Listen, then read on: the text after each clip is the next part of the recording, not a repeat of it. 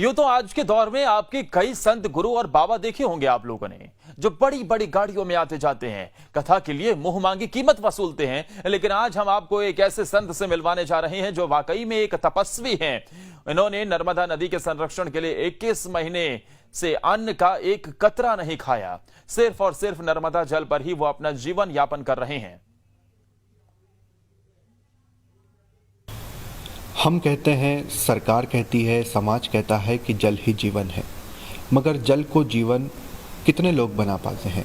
आज हम आपको ऐसे गुरुजी से मिलाने जा रहे हैं जो अपने जीवन का व्यापन सिर्फ और सिर्फ जल से ही कर रहे हैं, जिनकी तारीफ या जो काम वो कर रहे हैं उसकी सराहना खुद प्रधानमंत्री नरेंद्र मोदी भी कर चुके हैं।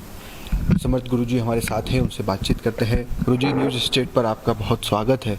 और हमने इससे पहले कभी नहीं ऐसा कोई शख्स देखा जो 21 माह से जिसने सिर्फ और सिर्फ नर्मदा का जल ग्रहण किया हो और वो जीवित भी हो।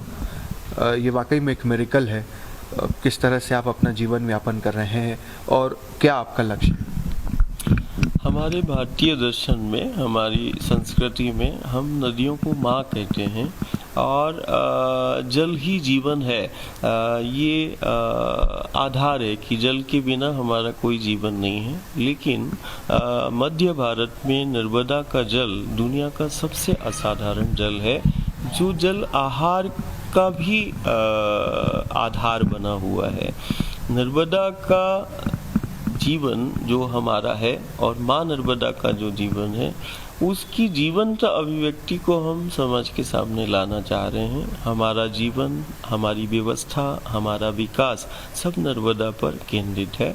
और हमारा जो भारतीय संस्कृति है, हिंदू दर्शन है, हम नदियों को माँ कहते हैं। एक ऐसी माँ जो हमारे गांव नगर प्रांत को एक तरफ जीवन दे रही है, वही दुनिया को जीना भी सिखा रही है। एक माँ ही है जो जीवन भी देती है, जीना भी सिखाती है। और हमारे गांव नगर को एक ऐसी माँ जो आत्मनिर्भर हमारे गांव नगर प्रांत को बनाती है। यदि हम आत्मनिर्भर मध्य प्रदेश या आत्मनिर्भर भारत की परिकल्पना हम करें, तो बिना गंगा के, नर्मदा के हमारा राष्ट्र, हमारा देश आत्मनिर्भर नहीं बन सकता है। आत्मनिर्भर जिससे है वो गंगा की जलधारा है, वो नर्मदा की जलधारा है। अखंड सत्य का हमारा जागरण है। ये सत्य का आग्रह है कि जो करोड़ों को जिंदगी दे रही है, वो जीवन को बचाने का एक आग्रह है। जीवन को सबसे बेहतर और सबसे अच्छा जीने का वो राह का ये व्रत है।